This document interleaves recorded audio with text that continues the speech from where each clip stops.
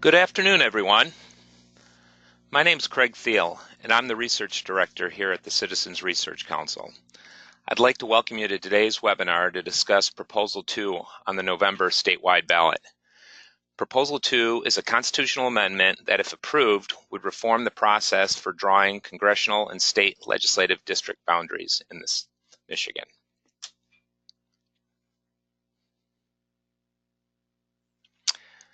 Michigan voters face three proposals on the November 6th statewide ballot, dealing with marijuana legalization, responsibility for drawing the maps for congressional legislative districts, and voting rights. In analyzing these ballot issues, we hope to provide information that voters can make better informed decisions when they go to the ballot. The Citizens Research Council of Michigan does not endorse candidates for office or take positions on the ballot issues. Our analysis are available on our website, crcmich.org, at no cost. Please share these papers and the recording of this webinar with your friends at work, in your community, so that they can be better prepared for voting in November. The ballot issue materials are at our website, crcmich.org/ballot issues. The Citizens Research Council is a statewide, nonpartisan public affairs group. This is CRC's 102nd year of operation. A longevity we attribute to our promotion of sound public policy for state and local governments through accurate, independent, and objective research. We are a private, not-for-profit, and we rely on the charitable contributions of foundations, businesses, and corporations. I'd like to encourage all of you to join our circle of supporters and help us continue to provide the high-quality, independent research that guides much of public policy making in Michigan. You can learn more about CRC at our website. At the bottom of our page, you'll find an opportunity to sign up for our email distribution list to keep up to date with CRC, including new reports and upcoming events. Please rest assured, we don't share our distribution list with outside organizations. Jordan Newton is our presenter this afternoon. Jordan joined CRC in 2017 and spends most of his time working on state policy issues, focusing primarily on state budget and taxation issues. In addition to diving into Proposal 2, Jordan recently authored our paper on gerrymandering in Michigan. This paper provides great background material for understanding some of the motivations and history behind Proposal 2. I would highly recommend the report if you're in need of additional information about Michigan's redistricting process. Please note, we're recording this webinar and we will post it on our webpage, as I mentioned, in our ballot analyses section. Second, I want to make everyone aware that they are on mute, so that we will not be able to hear you if you speak up. However, if you want to ask a question, you should be able to locate the questions pane on the right side of the GoToWebinar software. Type your question in there, and then we'll get to those at the end of the presentation. You can type in a question anytime and don't have to wait till the end to offer your question. Finally, if you have any technical difficulties during the webinar, please contact us at our phone here in Lansing, 517-485-9444. And with that, I'm going to turn things over to Jordan so he can walk you through the slides he's prepared on Proposal 2. Thank you, Craig. Proposal 2 was brought about to improve the state's redistricting process. The process the state currently uses is not prescribed by the state constitution, but instead is a result of the state's original system being invalidated, creating a void in implementation that only the legislature was able to fill. The 1963 Michigan Constitution originally created an 8-person independent commission to conduct redistricting. The Commission on Legislative Apportionment had a set of guidelines on how to apportion state House and Senate seats and was responsible for congressional redistricting. Because the commission required a majority of votes to approve a plan, and each party had equal representation, it deadlocked all 3 times that it met. This left the courts to choose a districting plan. In 1982, however, the Michigan Supreme Court ruled that the commission was invalid. In 1964, the U.S. Supreme Court established the one-person, one-vote principle in the case Reynolds v. Sims. Michigan's apportionment guidelines violated this principle, and the court determined that the commission could not properly function without a full set of apportionment guidance. After a special master designated new maps in 1982, the responsibility to redistrict in Michigan fell to the legislature. However, there were no constitutional provisions guiding the legislature through the process. Only federal requirements, such as the equal population requirement in the U.S. Constitution, and federal law, like the Voting Rights Act, existed to guide them through this process. While the legislature passed 2 laws to guide the process in the 1990s, the Michigan Supreme Court ruled that any district plans that violated statutory rules were still valid because district plans are an active statute that supersedes older statute. This makes it impossible for the legislature to create binding rules through statute. The problem being, historically when one party controls the entire redistricting process, they are likely to abuse it. This meant that Michigan's system left the doors open for gerrymandering, as there is no statutory way to limit the process, and all constitutional requirements had been invalidated. When left unchecked, partisan gerrymandering, or the designing of a redistricting plan to improve one party's electoral odds throughout the decade, is likely to occur. This happens through 2 primary methods, packing and cracking. To demonstrate how these work, we'll first look at a hypothetical 25-person state. In this state, there are 15 green voters and 10 purple voters, or a 3-to-2 ratio. The state has 5 representatives.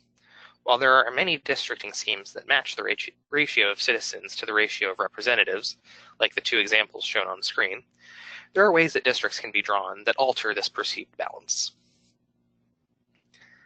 The diagram on the left shows what is called packing, or the intentional grouping of as many voters from one party into a district as possible. As you can see, the Green Party has 5 voters in the middle left district, and 4 voters in the middle right district. Despite Green having a significant advantage in votes cast, this scheme leaves Purple Party with more seats at a 3-to-2 ratio.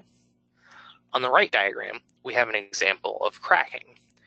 While Purple has 2 major areas of strength, voters in each district are split in a way that makes it so that they do not have a majority in any single district, resulting in 5 green representatives and no purple representatives. In most states where gerrymandering occurs, packing and cracking are complementary. A few districts are heavily packed, while the remaining vote for that party is divided into as many districts as practicable. Michigan's maps have shown some evidence of gerrymandering. Traditionally, district shapes and proportional results have been the go-to indicators for gerrymandering. Both of these show some evidence in Michigan. As you can see, the shapes of congressional districts 9, 11, and 14 all intertwine in a way that does not follow specific community boundaries. And while votes have been close to 50-50 at the statewide level in the last few elections, Republicans have had a significant majority in both chambers of the state legislature and in Michigan's congressional delegation. It has been found, however, that these metrics each have flaws as practical evaluations of gerrymandering. Academics have created or adapted several tests to try to measure gerrymandering and whether it has occurred in the state. In our recent paper, Quantifying the Level of Gerrymandering in Michigan, we applied 3 of these tests and found that there is some strong evidence that the state districts exhibit gerrymandering. You can read more about these tests in the paper at the URL shown on the screen. Proposal 2 is primarily designed in response to the evidence that Michigan has been gerrymandered. The idea is that if those who directly benefit from redistricting are no longer in charge, maps will be better for citizens across the state. So how does the proposal attempt to accomplish this? Proposal 2 would create a 13-member commission. 4 members from each of the 2 major parties most represented in the legislature, which right now would be the Republicans and Democrats, and 5 commissioners that do not affiliate with either major party. Because Michigan doesn't have a party registration system, affiliation is declared on the application to become a commissioner, which has been enforced under penalty of perjury. Commissioners are randomly selected. Once the Secretary of State receives applications from across the state, they must make a pool of 200 applicants, 60 from each major party and 80 from the group of independents. Half of each pool must come from candidates that receive a mailer from the Secretary of State. These candidates are then statistically weighted to represent the state's diversity, including geographic differences, though the exact procedure used will be determined by the Secretary of State. Then, the majority and minority leaders in each chamber would be allowed to remove 5 individuals from the pool of candidates. Similar to how a jury is selected, there may be candidates that might be suspected of misrepresenting their partisan ties, that might have a status that could influence the commission, or otherwise might be objectionable to legislative leaders. Once the pool is finalized, the 13 commissioners are randomly drawn by the Secretary of State.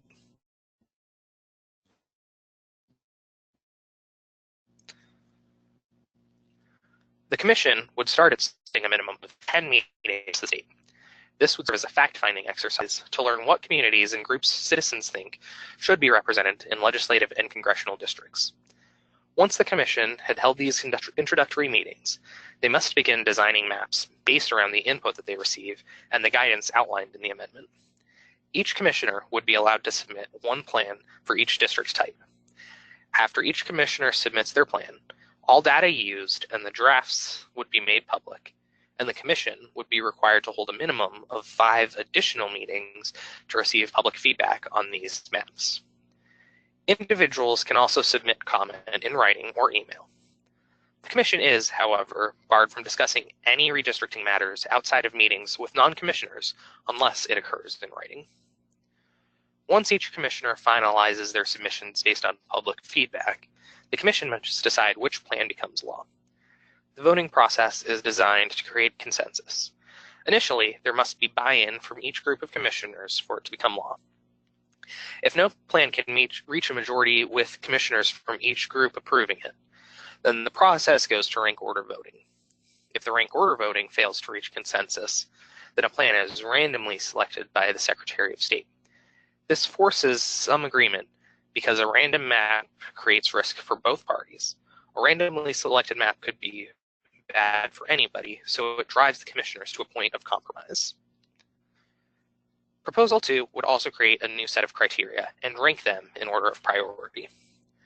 Many of these requirements, like following federal law, making sure districts are contiguous, and following local boundaries, are required, though other than federal law would be unenforceable in current practice. 3 new criteria, the community of interest criteria, the partisan fairness criteria, and the incumbency bias criteria, have not been practiced in Michigan. Several states use communities of interest standards, and many states looking to create anti-gerrymandering guidelines have proposed similar partisan and incumbency bias standards. While reducing partisan gerrymandering is one of the primary goals of Proposal 2, the significant scope of the redistricting process makes it so that it is not the only consideration in redistricting reform. So, what effects might Proposal 2 have throughout the process? Starting with partisan gerrymandering, it is likely Proposal 2 will limit the magnitude of partisan gerrymandering in Michigan. The commissioners will not be partisan officers and will not be running for election, so they will have less incentive to bias the maps. The proposal's requirements to finalize a map promote consensus among the parties and independents, making it very difficult to shoehorn in partisan gerrymander, which occurs in the current system. And the requirement that maps pass an accepted standard of partisan fairness puts a judicial check on partisan gerrymandering that doesn't currently exist. The proposal still does leave open room for a bit of partisan influence, however. No individual is completely free from political tendencies. Even independent commissioners will have at least some political leanings. If the majority of independents are in favor of a map that benefits one of these 2 parties, they can get it passed in the rank order voting process, though if its bias is unreasonable, it would be overturned by the Supreme Court on review under most instances. Proposal 2 would add new standards of district plans would have to meet. The communities of interest provision, for example, could cause a lot of discussion, as it is not a term that is historically well defined. While many states use a communities of interest provision in redistricting, each of them have varying interpretations on what exactly is included. The amendment would include cultural and historical characteristics and economic interests, while excluding partisan political interests from what is considered a community of interest. While this does not fully define the term, it provides a decent beginning point for commissioners. It is also important to note that even if it is not explicitly used in current redistricting laws, which communities are to be broken apart is already a central consideration of the redistricting process. The second major discussion point regarding the new standards is the partisan fairness requirement. The proposal says that any map must meet an accepted measure of partisan fairness. However, there is currently no universally accepted measure of partisan fairness. Even academics do not agree on the veracity of any particular test. So while there are several potential metrics, it is uncertain how this requirement will be. The proposal would improve transparency in the redistricting process. One of the concerns over the status quo is how accessible the current process is to the public.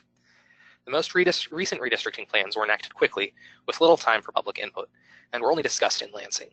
A lot of discussions took place behind closed doors. Proposal 2 would improve on this by requiring a minimum of 10 meetings across the state to discuss redistricting with the public before any maps are drawn. This allows public input to frame decisions before they are made. Once each commissioner submits a plan, all data used in creating the maps, partisan electoral implications, and the proposed maps would be made publicly available for comment. This would give citizens a chance to voice specific concerns at the 5 or more meetings that are held after the drafts are published, as well as in writing. The Commission would not be allowed to discuss redistricting with outside parties unless it occurred at an open meeting or in writing. This would allow those communications to be subject to open meeting requirements and the Freedom of Information Act, respectively. This would limit the influence of backroom deal-making and legislative influence. That doesn't mean legislators and parties would be shut out of the process. They would be allowed to make suggestions and submit proposals like anybody else. But it would be a matter of public record where current discussions mostly occur outside of the public eye. The commissioner selection process does not have the same veracity other states' proposals do.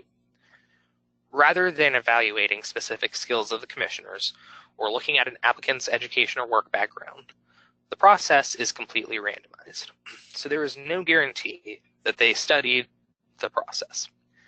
While this can be a concern, most district plans currently are created with the help of consultants under the current system. The Commission would be able to hire outside contractors as it felt necessary to help guide them through the process. Commissioners are also unable to be held accountable by outside parties. They can only be impeached by a vote of 10 commissioners, which mathematically must include at least one from each group. This is a significantly high bar for impeachment. While there are judicial checks on the outcome that can limit the impact of the commissioners, there is no mechanism for citizens, legislators, or other elected officials to remove a commissioner from the job. The Commission would increase costs of creating a new district plan. In 2011, just under $1 million were appropriated to the legislature for redistricting purposes. That doesn't include the costs of defending maps in court and might not include the entire cost of the process because it is not fully available as to what is spent on this process. However, under Proposal 2, about $4.6 million under current Secretary of State spending would be appropriated each year for the process. Because the Commission would need to hire outside staff, office space, and spend for meeting spaces and travel expenses, the cost of the process would increase. It is unlikely that the Commission would use $4.6 million every year, however. Based on California and Arizona, the two states using the most similar redistricting processes to the proposal, it seems reasonable that the overall cost would be closer to $10 million for each decade. Commissioners would be given a salary equal to a quarter of the governor, which equals roughly $40,000, or about $520,000 for all commissioners. The Commission would also take longer to come to their decision. The Commission would start business by October 15th in years ending in 0, so for the upcoming redistricting cycle, if it were to be in place, it would start by October 15th, 2020, and would have to finalize redistricting plans by November 1 in years ending in 1, So for the upcoming years, it would be November 1st, 2021. In comparison, when maps are passed by the legislature, the process typically takes weeks at most to complete. The final thing to note is that Proposal 2 would increase the responsibilities that fall on the Secretary of State. The Secretary of State would be responsible for organizing the Commission, designing and implementing the randomization process, serving as the non-voting Secretary of the Commission, and assisting the Commission in completing their work. As a result, the Secretary of State may be leaned upon by the Commission for advice and hearing consultants, planning meetings, and what procedures are used in creating the maps. None of the Secretary of State's suggestions would be binding, but it gives the office the most external influence on the Commission. So where does this leave the effects of Proposal 2? Redistricting reform is a balancing act. No single reform has all the answers, and each reform has its relative strengths and weaknesses. There will be trade-offs along the way that need to be evaluated. Proposal 2 would likely improve the transparency and citizen access and engagement with the redistricting process because of the numerous open meetings and FOIA access it allows. It would also likely limit gerrymandering by focusing on decisions around consensus. At the same time, the Commission will cost a few million more dollars than the current process and would take several months more. Commissioners also would never be elected and could not be removed by citizens or other elected officials. And with that, we will field any questions you may have about Proposal 2. Thanks again, Jordan, for your insights and going through Proposal 2 with some great background as well as detail on the ballot question that voters are going to face. I do want to remind folks that after this webinar, we're going to be sending out an email soliciting your feedback, and we'd appreciate getting that from you so we can make these better on a going forward basis. We did get a couple questions, and I'll go over those. I want to encourage the people that are online right now, if you have a question, please send it in, and we will definitely get to it. The first question came in, Jordan. It says, I have a strong interest on being on the commission as an independent/unaffiliated member. Is the selection process completely random, or can I apply? So the way that the commission would be selected is random based on application. The Secretary of State would be required to send out applications until they get a certain number of responses from each of the three groups. But everyone is also able to apply themselves as long as they meet the requirements outlined by the proposal. Do you have any idea when the applications would have to be available per the timeline laid out? The proposal has specific dates that the Secretary of State has to make the applications available, as well as what the deadline that they have to set for keeping the application window open. I don't know the exact dates off the top of my head, but I believe it's a couple of months that they have to keep the application window open. All right, we can follow up with this person with those dates, and we've got their email, so we'll send that off to them. Another question came in about the funding to pay for the increased costs you talk about. Specifically, is there an accompanying millage or tax increase that citizens are going to have to pay for this, or will this money come out of existing resources? That money would come out of existing resources. There is no external funding increase or collection increase to offset the increase in funding that would be required. It's the case that the legislature would have to appropriate the funds. They wouldn't come out of the existing Secretary of State budget. That is correct. It's an additional funding that the amount is tied to the Secretary of State budget, but it is a separate appropriation. Okay. Thank you. Another question we had talks about the commission makeup? And is there a concern that Proposal 2 would shut out third parties? I assume that means third political parties. So the way Proposal 2 is designed provides the two most represented parties, which is measured based on their representation in the legislature, each get 4 commissioners. The remaining 5 commissioners would be any applicants that do not identify as members of those two parties. So any independents or any people that feel they represent a third party, or one of the two, or a party that is not one of the two major parties by that definition, would be eligible to be one of those 5 commissioners. And so it doesn't completely shut out third parties, as well as the fact that it allows for the 2 largest parties to change based on representation in Michigan's government. Okay. Hypothetical here. If Proposal 2 were defeated in November, what are the other potential reforms to redistricting and getting our arms around gerrymandering?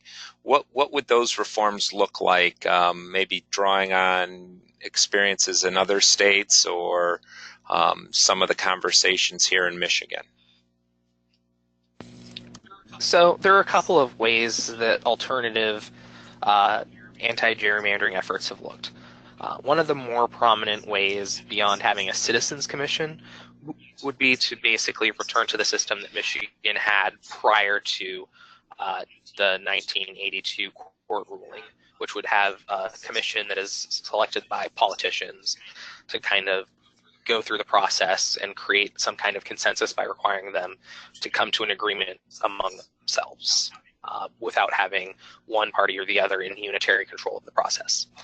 Other options would be to do something kind of like what Iowa does and have nonpartisan staff create maps and then have the legislature approve or deny those maps.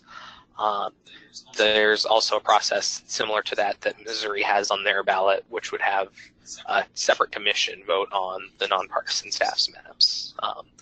There are a couple of other minor ways that could be done, but they'd basically be variations on those 2 ideas. Okay, good. One more question we had, and again, for those that are still online, if you want to send in a question, we'll definitely take it. If you think of a question after the webinar, please reach out to us through our website, and we'll answer your question on Proposal 2 offline and email you a response. This question has to do with the accepted measure provision related to partisan fairness. You commented that really that's a nebulous term, but could you offer some insights on, examples of what people might throw out there as accepted measures, and what are the pros and cons of each, if they're used in some of these court cases that have surrounded gerrymandering, or if they're accepted measures of fairness used in other states? I won't go into a ton of detail on any of the particular standards. The paper we mentioned, quantifying the level of gerrymandering in Michigan, does go into a little bit more depth on a lot of these. And so if you're interested, definitely follow up and read that paper or listen to our webinar on that paper to get some more information on those. One of the examples would be the efficiency gap. It was the metric that was at the heart of the Gill v. Whitford case, which is the Wisconsin gerrymandering case that reached the Supreme Court this summer.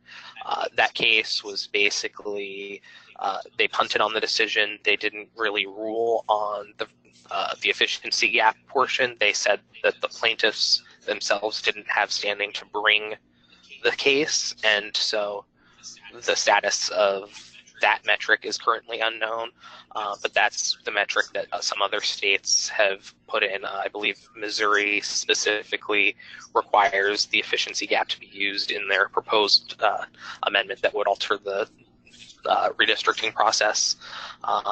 Some of the pros with the efficiency gap are that it does a pretty good job at estimating hacking and cracking. So it does a good job at measuring the actual processes that go into partisan gerrymandering. The metric isn't perfect because it does have significant swings when a district changes from one party to another, and it kind of breaks down when there's a larger difference between the parties' representative shares in the total vote. So it's not a perfect measure by any means. A couple of the other measures that may be looked at are using a t-test or the mean median test. Again, both of these have different advantages and problems that could come up. And so it's just kind of a thing of what courts decide is the most effective measure, or what, as a state, we end up deciding is the most effective measure, which could vary from state to state. That exhausts our questions that have come in during the webinar here, and one or two that we got in advance. So we've kind of answered all of those. I want to thank Jordan for his time in presenting on Proposal 2. Want to remind everybody, Election Day is November 6th.